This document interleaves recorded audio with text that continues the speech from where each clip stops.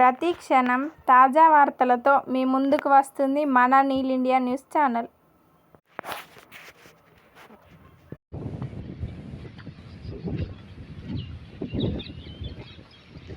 చూడండి, ఇక్కడ బోయినపల్లి మండలం దేశాయపల్లి గ్రామం నుంచి ఇటు విలాసాలు పోయే దారి ఏదైతే ఉందో, మరి ఇది మట్టి రోడ్డు.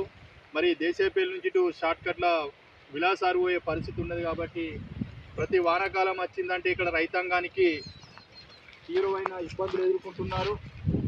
మరి తెలంగాణ రాష్ట్రంలో కాంగ్రెస్ ప్రభుత్వం మారుమూల గ్రామీణ ప్రాంత రోడ్ల మీద వేల కోట్ల రూపాయలు ఖర్చు చేస్తున్నామని చెప్పి ఈ సందర్భంగా ఎంతో ఆర్భాటంగా అసెంబ్లీ సమావేశాలలో బడ్జెట్లలో వేల కోట్ల రూపాయలు చూపిస్తున్నారు తప్ప, మరి క్షేత్రస్థాయిలో చూసుకుంటే గ్రామీణ ప్రాంతాలలో ఉన్నటువంటి రోడ్ల పరిస్థితి ఒకసారి మీరు చూడండి. చక్కటి ఉదాహరణ.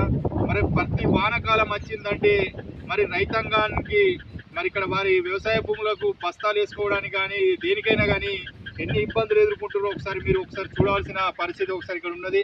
మరి తెలంగాణ రాష్ట్రం లోపల మరి పట్టణాలకే అభివృద్ధి అనేది పరిమితమై పట్టణ ప్రాంతాలలో సిమెంట్ రోడ్లు కానీ ఏ రోడ్లు కానీ 2 సార్లు 3 సార్లు 4 సార్లు వేసుకున్న పరిస్థితి ఇలా పట్టణ ప్రాంతాలలో కనబడుతుంది.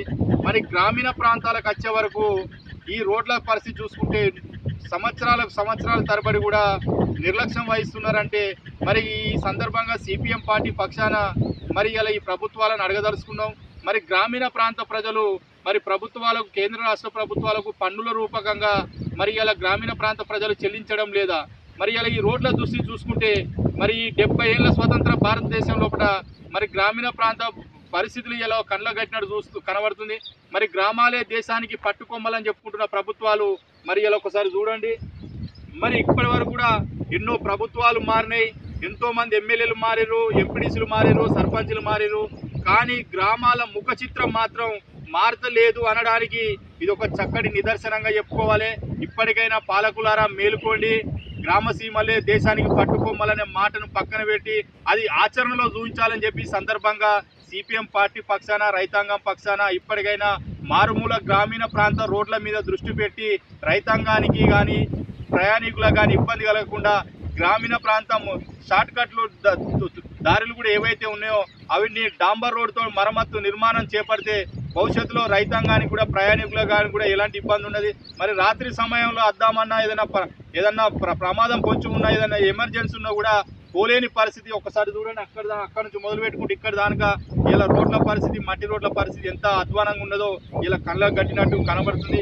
ఇప్పటికైనా జిల్లా కలెక్టర్, అధికార యంత్రాంగం, పాలకులు, ఇక్కడ గౌరవనీయులు మేడిపల్లి సత్యం గారు కూడా మారుమూల ప్రాంత రోడ్ల మీద దృష్టి పెట్టి నిధులు కేటాయించి ఈ మారుమూల ప్రాంత మట్టి రోడ్లు ఏవైతే ఉన్నాయో డాంబర్ రోడ్డు నిర్మాణం చేపడితే ప్రజలకు కానీ రైతాంగానికి కూడా ఎంతో సులభం ఉంటుంది. కాబట్టి ఈ సందర్భంగా సిపిఎం పార్టీ పక్షాన ఈ పాలకులకు విజ్ఞప్తి చేయడం జరుగుతుంది.